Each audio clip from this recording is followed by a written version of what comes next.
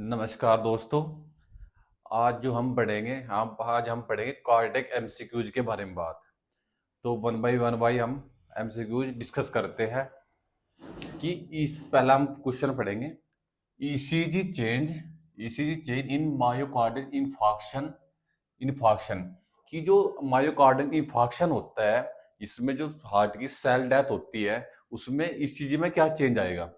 तो सीसीजी में क्या चेंज आएगा, जैसे ये हमारी नॉर्मल ईसीजी है। पहले हम नॉर्मल ईसीजी के बारे में देखेंगे। ये हमारा पी होगा, ये हमारा क्यू होगा, ये हमारा आर होगा, ये हमारा एस होगा, ये हमारा टी होगा। तो इसमें क्या होता है, मायोकार्डियल इन्फार्क्शन में क्या डिफरेंट आएगा ईसीजी में। ईसीजी में क्या होगा, इसमें इसमें क्या होता है, मायोकार्डियल इन्फार्क्शन जो हमारा एसटी सिगमेंट है, जो हमारा एसटी सिगमेंट जो है, इसका एलिवेशन हो जाएगा। एसटी सिगमेंट का इसे एलिवेशन हो जाएगा। तो मायोकार्डियल इन्फार्क्शन में क्या होता है, एसटी सिगमेंट का एलिवेशन होता है। ठीक है, ये उसका आंसर होगा। एक हम पढ़ते हैं कि एसटी सिगमेंट अगर जो हमारा एसटी सिगमेंट हमारा जो वो छोटा हो जाए, मतलब कि short ST segment, short short ST segment ये किस कंडीशन में होता है। शॉर्ट एसटी सिगमेंट होता है हमारा हाइपर कैल्सीमिया में, हाइपर कैल्शियम, जिसमें हमारी क्या नाम है, कैल्शियम का लेवल बढ़ जाता है। ये होता है हमारा हाइपर कैल्सीमिया। कैल्सीमिया मतलब कि जिसमें कैल्शियम का लेवल बढ़ जाता है। नॉर्मल कैल्शियम होता है हमारा 8.5 से लगा के 10.5 mg/dl। मतलब जिस पेशेंट में 10.5 mg से लेवल ज्यादा हो जाए तो उसमें हाइपर कैल्शियम होता है। हाइपर कैल्शियम में क्या देखने को पड़ता है ईसीजी में, उसमें क्या होता है, एसटी सिगमेंट का क्या नाम है, एसटी सिगमेंट हमारा शॉर्ट हो जाता है। ठीक है, अब उसके बाद हम पढ़ते हैं वाइड क्यू आर कॉम्प्लेक्स की। वाइड क्यू आर कॉम्प्लेक्स किन कंडीशन में देखने को मिलता है।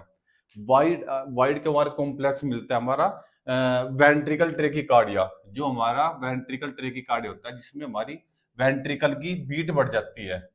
वेंट्रिकल जो हमारा ज्यादा बीट बढ़ जाती है, तो उसमें क्या मिलता है हमारा, जैसे कि हमारा ये होगा पी पी होगा,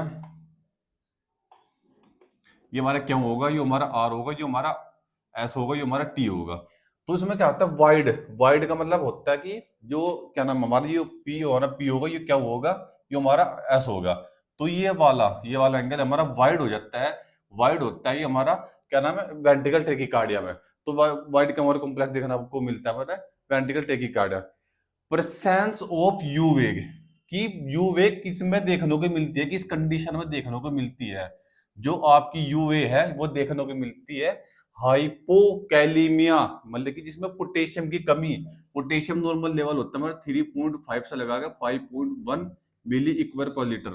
मतलब जिसमें पोटेशियम का लेवल 3.5 से कम हो जाए, उसमें क्या क्या यू वे देखने को मिलती है। नॉर्मली क्या होता है, ईसीजी जो हमारी होती है, ईसीजी पी हो गई, जैसे कि सॉरी, नॉर्मल जो ईसीजी हो हमारी होती है, ये होती है पी क्यू और एस, यहाँ होता है टी।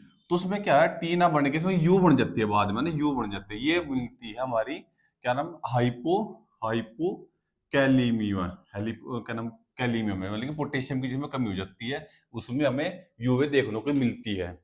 इसके बाद हम पढ़ते हैं प्रोलोंग्ड पी आर इंटरवल, मतलब कि जो हमारा पी, ये होगा P Q R S T. मतलब जो हमारा पी आर इंटरवल है, ये किसमें बड़ा देखने को मिलता है, ये मिलता है हमारा first block and atrio ventricle. मतलब जिसमें हमारा हार्ट का जो है ना, फर्स्ट हार्ट ब्लॉक होता है, उसमें पी आर इंटरवल हमें देखने को मिलता है। तो ठीक है दोस्तों, ये हमारा पहला एमसीक्यू हुआ कि ईसीजी में, मतलब कि एमआई में क्या ईसीजी में चेंज देखने को मिलता है, वो मिलता है एसटी सेगमेंट का एलिवेशन। अब हम पढ़ते हैं सेकंड एमसीक्यू। सेकंड एमसीक्यू जो हमारा जो हुआ, ये हुआ the mechanism of action of the drug aspirin in angina pectoris. कि जो एस्पिरिन है, एस्पिरिन का क्या रोल है एंजाइना पेक्टोरिस में। तो अब आओ हम पढ़ते हैं इसके क्या नाम है ऑप्शन। एक तो होता है vasodilation, stimulating the platelet aggregation, इसके बाद है डिक्रीज हार्ट बीट, इसके बाद है इनिबिटिंग प्लेटलेट एग्रीगेशन। तो जो हमारी एस्पिरिन टैबलेट होता है, इसका एक्शन क्या होता है, ये क्या है, प्लेटलेट एग्रीगेशन को बनने से रोकती है। मतलब जो हमारा प्लेटलेट का जो एग्रीगेशन होता है, उसको बनने से रोकती है। तो इसका आंसर हमारा हुआ इनिबिटिंग द प्लेटलेट एग्रीगेशन, ये वाला इनिबिटिंग प्लेटलेट एग्रीगेशन। तो अब हम जो 3 ऑप्शन बचे इनके बारे में थोड़ा पढ़ लेते हैं। वैसोडाइलेशन, वैसोडाइलेशन का मतलब है वैसोडाइलेट में हमारी जो वेसल्स होती है वो डायलेट हो जाती है। डायलेट होगी तो क्या होगा, हमारा बीपी कम हो जाता है। तो वैसोडाइलेटर जो हमारी मेडिसिन करती है इंजेक्शन एनटीजी, एनटीजी या टैबलेट के फॉर्म में भी आती है एनटीजी। नाइट्रोग्लिसिन क्या करती है, हमारी वैसोडाइलेट करती है, तो उसमें क्या होता है वैसोडाइलेट हो जाता है। इसके बाद स्टिमुलेटिंग प्लेटलेट एग्रीगेशन, मतलब कि प्लेटलेट एग्रीगेशन नहीं करती है हमारी, क्या नाम, एस्पिरिन। डिक्रीज हार्ट बीट की, हार्ट बीट किस मेडिकेशन से होती है, हार्ट बीट जैसे हमारी कोई मेडिकेशन जैसे बीट बीटा ब्लॉकर होगी, जैसे प्रोपोनोल हो गए, एंटीनोल होगी, या कैल्शियम चैनल ब्लॉकर, जो हमारी ये हार्ट रेट हमारी क्या करती है, कम करती है। और जो हमारी ट्रेकी कम लगी, जो हार्ट रेट बढ़ाने के लिए हम कौन सी मेडिकेशन मेनली यूज करते हैं, हम मेनली यूज करते हैं हार्ट रेट बढ़ाने के लिए इंजेक्शन एट्रोपिन। एट्रोपिन क्या आता है, एक एम्पूल आता है 1 ml, वो उसमें होता है 0.6 mg, 0.6 mg का एक एम्पूल आता है हमारे यहाँ पर, है ना, हॉस्पिटल में। तो उसका जो, क्या नाम, सेकंड वाले का आंसर हुआ, जो हमारा क्या नाम एस्पिरिन का काम क्या है, ये क्या करती है, प्लेटलेट के एग्रीगेशन को रोकती है। उसके बाद तीसरा जो हमारा क्वेश्चन है, तीसरा क्वेश्चन है द साइड इफेक्ट ऑफ एंटीजी, कि जो हमारी एंटीजी है उसका क्या साइड इफेक्ट होता है। ठीक है, एंटीजी क्या काम करती है, एंटीजी का वर्क होता है वैसो डायलेट करना, वैसो डायलेशन, मतलब मसल्स को, मतलब जो मसल और जो हमारी क्या नाम वेसल्स होती है उसको रिलैक्स कर देती है। तो जब रिलैक्स हो जाएगा तो बीपी हमारा कम हो जाएगा। बीपी कम होगा, बीपी कम हमारा जब हो जाएगा तो पेशेंट को क्या है, हेडेक देखने को मिलता है, मतलब कि उसको पेशेंट को ओसिपिटल हेडेक वगैरह हो जाएगा। तो साइड इफेक्ट ऑफ एंटीजी, एंटीजी का पहले हमने पढ़ा एक्शन। एंटीजी क्या करती है, वैसोडाइलेट करती है, वैसोडाइलेट होगी हमारा तो बीपी कम होगा। बीपी हमारा लो हो गया तो क्या होगा, पेशेंट को हेडेक देखने को मिलता है। तो इसका सी ऑप्शन हुआ हेडेक। ठीक है। और जो वोमिटिंग, वोमिटिंग क्या होता है, वोमिटिंग होता है पेशेंट को जब, है ना, अब्डोमल जो मतलब स्टमक जो कंटेंट है वो माउथ के थ्रू बाहर आ जाता है, तो उसे वोमिटिंग कहते हैं। वोमिटिंग में क्या होता है, मेटाबॉलिक एसिडोसिस होता है या मेटाबॉलिक एल्कोलिसिस होता है। तो उसमें क्या होता है वोमिटिंग में, मेटाबॉलिक एल्कोलिसिस, क्योंकि जो हमारा क्या नाम है स्टमक होता है उसमें होता है एससीएल। एससीएल क्या होता है, एसिडिक होता है। जब हमारा एसिड बाहर चले जाएगा स्टमक से, एसिड बाहर जाने से क्या बचा हो जाएगा, तो मेटाबॉलिक मेटाबॉलिक मेटाबॉलिक एल्कोलोसिस हो जाएगा पेशेंट को। ठीक है। डायरिया, डायरिया में क्या होता है, डायरिया में क्या होता है, इसमें क्या है, जो उसमें पेशेंट फ्रीक्वेंट मतलब बार बार स्टूल पास करता है लिक्विड फॉर्म में, तो उसमें डायरिया होता है। डायरिया में क्या हो जाता है, हमारी इंटेस्टाइनल जो होती है, इंटेस्टाइनल की मूवमेंट जो है हमारी इंक्रीज हो जाती है। तो इंक्रीज हमारी जो इंटेस्टाइनल मूवमेंट हो जाएगी तो पेशेंट क्या है, स्टूल जल्दी जल्दी पास करेगा। तो ठीक है, तो उसमें डायरिया में क्या होता है, डायरिया में क्या देखने को मिलेगा, मेटाबॉलिक एल्कोलिसिस होगा या मेटाबॉलिक एसिडोसिस होगा। इसमें होगा आपका डायरिया में मेटाबॉलिक मेटाबॉलिक एसिडोसिस। डायरिया में जो हमें देखने को मिलता है मेटाबॉलिक एसिडोसिस देखने को मिलता है। वो डायरिया में क्या होता है, हमारे जो ई कोलाई जो बैक्टीरिया होता है हमारे, इसका नाम क्या नाम इंटेस्टाइन में, वो उसका भी वो क्या नाम लॉस हो जाता है डायरिया के थ्रू, जो कि हमारी इंटेस्टाइनल के लिए बहुत अच्छा होता है, मतलब बेस्ट बैक्टीरिया होता है हमारी इंटेस्टाइनल के लिए। ठीक है दोस्तों।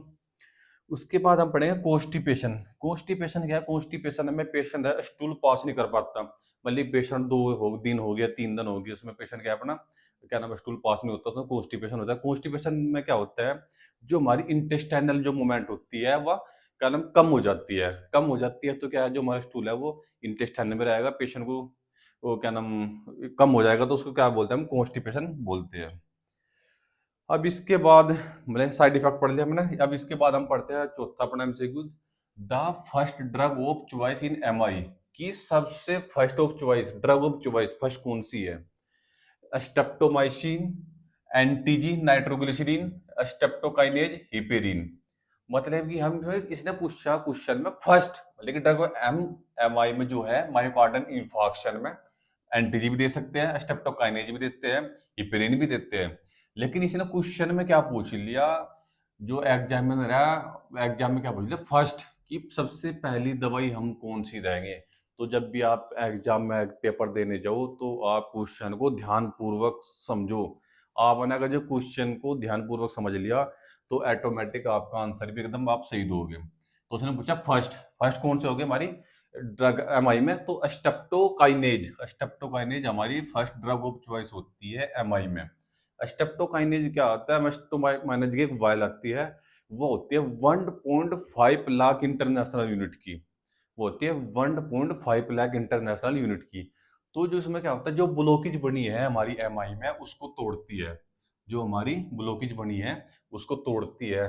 तो फर्स्ट जो हमारी एमआई में ड्रग चॉइस होगी स्टेप्टोकाइनेज। उसके बाद एनटीजी। एनटीजी के बारे में हमें अभी पढ़ा, जैसे कि एनटीजी की है इंजेक्शन भी आता है और टैबलेट भी आता है।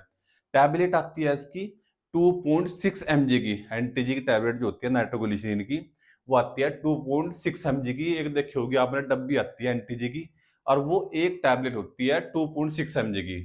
तो एनटीजी को हमें कैसे लेना चाहिए? एनटीजी जो हम लेते हैं टैबलेट फॉर्म में, वो लेते हैं हम सबलिंगुअल, मतलब कि हम जीभ के नीचे रखते हैं, और उसको क्या नाम है, वो जी अपना एक्शन शुरू कर देती है हमारी एंटीजी टैबलेट। और इसका क्या होता है, एंटीजी का इंजेक्शन भी आता है। इंजेक्शन जो आता है वो आता है एक तो 5 ml का भी आया है, एक 10 ml का भी आया है। तो वो क्या होता है कि जो 50 ml, 50 ml, 10 ml, 10 ml की वो क्या नाम, एक एम्प्यूल होता है, एम्प्यूल होता है कंच का। तो मतलब कि 5 mg 1 ml में हो गया एक इंजेक्शन एंटीजी का। तो हम जो एंटीजी है वो इन्फ्यूजन के द्वारा भी देते हैं पेशेंट को, जो हार्ट वाले पेशेंट होते हैं हमारे, ठीक है। जो एंजाइना वगैरह, एंजाइना जो जिसको पेशेंट को एंजाइना होता है, उसको एंटीजी चलती है, इन्फ्यूजन चलते हैं लंबे लंबे। तो उसमें वो एंटीजी हम इन्फ्यूजन के द्वारा चलाते हैं उसको। तो ये क्या होता है, 1 ml इक्वल टू 5 mg, ठीक है, ये हमारे इंजेक्शन फॉर्म में होगा। अब हम पढ़ेंगे स्टेप्टोमाइसिन। एक ही हमारा स्टेप्टोमाइसिन होता है इंजेक्शन, इंजेक्शन स्टेप्टोमाइसिन। स्टेप्टोमाइसिन जो होता है हमारा एंटीबैक्टीरियल इंजेक्शन है। तो ये हम किस कंडीशन में देते हैं? ये हम देते हैं मेनली ट्यूबरकुलोसिस पेशेंट जो हमारे होते हैं, तो उसमें हम क्या देते हैं, स्टेप्टोमाइसिन इंजेक्शन देते हैं। एक पता है हिपेरिन इंजेक्शन, हिपेरिन। हिपेरिन हम किस में यूज करते हैं? हिपेरिन हमारा क्या होता है, ये ब्लड क्लोटिंग को होने से रोकता है, कि जिससे ब्लड क्लोट ना हो, तो उसमें हिपेरिन यूज करता है। हिपेरिन कहाँ कहाँ यूज करता है? हिपेरिन हम जैसे हम यूज करते हैं, जो एबीजी हम लेते हैं ना, एबीजी सैंपल लेते हैं, तो क्या नाम है, क्या नाम, सैंपल लेने से पहले हम सिरिंज को हिपेरिनाइज करते हैं, कि जिससे कि ब्लड में क्लोटिंग ना हो। एक हम यूज करते हैं हिपेरिन का, जैसे कि हमारा पेशेंट क्या नाम डायलिसिस पे चल रहा हो, डायलिसिस में जो मेन ड्रग यूज करते हैं हम, वो इंजेक्शन हिपेरिन ही हम यूज करते हैं। एक जो हिपेरिन हमारा होगा, जैसे कि हार्ट वाले पेशेंट में भी हम हिपेरिन इंजेक्शन यूज करते हैं, ठीक है जी। तो ये हमारा होगा हिपेरिन का एक्शन। अब उसके बाद अगर जो एग्जाम में आपका क्वेश्चन आ जाए, कन्फ्यूजन थोड़ा क्वेश्चन देते हैं कि C A B G stand for, कि सी ए बी जी में क्या होता है। सी सीबीजी की फुल फॉर्म पूछ लिया आपने, तो उसने सीबीजी क्या होता है इसमें दे लिया पहले में, केरेनियल आर्टरी बाईपास ग्राफ्टिंग। केरेनियल का मतलब होगा हमारे दिमाग की जो आर्टरी होती है उससे लेकर, मतलब जो हमारे क्या नाम ऊपर फोर हेड में होती है, वो होता है केरेनियल आर्टरी। तो उसका केरेनियल आर्टरी बाईपास ग्राफ्टिंग है, तो उसका आंसर है नहीं। इसके बाद होता है cerebral artery bypass grafting. Cerebral, cerebral ये होगा हमारा ब्रेन का पार्ट, तो ये भी हमारा ये लिया गया हार्ट से, तो ये भी इसका हमारा आंसर नहीं है। अब इसके बाद अगर सी बजे कोरोनरी आर्टरी बाईपास ग्राफ्टिंग, तो कोरोनरी कुमारी हमारी हार्ट को जो ब्लड सप्लाई करती है, वो artery coronary artery bypass grafting. तो ये हमारा इसका करेक्ट आंसर है, कोरोनरी आर्टरी बाईपास ग्राफ्टिंग।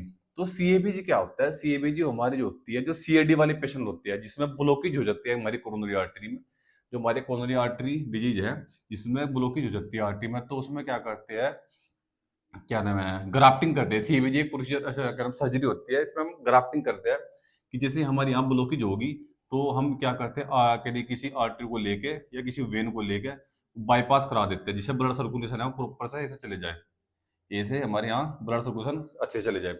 इस वजह से हम मेरी क्या नाम है, मैमिली हमारी वेन वगैरह आर्टरी होगी, इसमें वो भी यूज करते हैं इसमें हम सीबीजी में, ठीक है।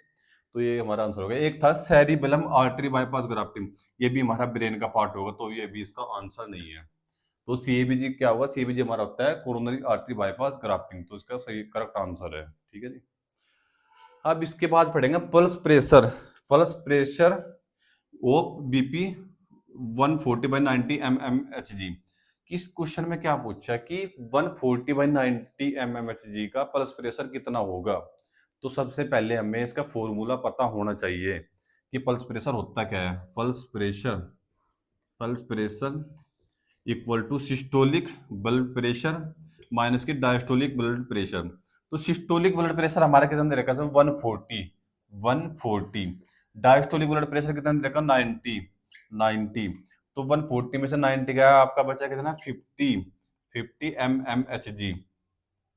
तो ये हमारा इसका पल्स प्रेशर होगा। इसमें आपको कुछ भी क्वेश्चन पूछ सकते हैं, 150 पूछ लिया या 160 पूछ लिया, जो भी आपको देगा तो उसमें क्या करना है, फॉर्मूला आपको याद होना चाहिए कि सिस्टोलिक ब्लड प्रेशर में से डायस्टोलिक ब्लड प्रेशर घटा दो तो आपका पल्स प्रेशर आ जाएगा। तो इसका आंसर हुआ हमारा फर्स्ट फर्स्ट पहले वाला, ठीक है। इसके बाद इन्हें पूछा, हमारा 7 क्वेश्चन है, नॉर्मल पोर्टेबल वेन प्रेशर कितना होता है हमारा। नॉर्मल पोर्टेबल वेन प्रेशर, हमारी पोर्टल वेन कहाँ होती है, पोर्टल वेन जो हमारी होती है जहाँ हमारा लीवर होता है, लीवर है, लीवर के पास हमारी पोर्टल वेन होती है। तो वो नॉर्मली कितना होता है, नॉर्मली होता है हमारा 5 to 10 mmHg। ये प्रेशर क्या होता है कि भाई जब जो हमारा लेफ्ट साइड हार्ट फेलियर होता है उसमें इंक्रीज भी हो जाता है। तो heart left side heart failure जो हमारा होता है उसमें इंक्रीज हो जाता है, और हमारी जुगुलर वेन जो हमारी वेन होती है उसमें वो बहुत बहुत क्या नाम है दिखने लगती है इसमें।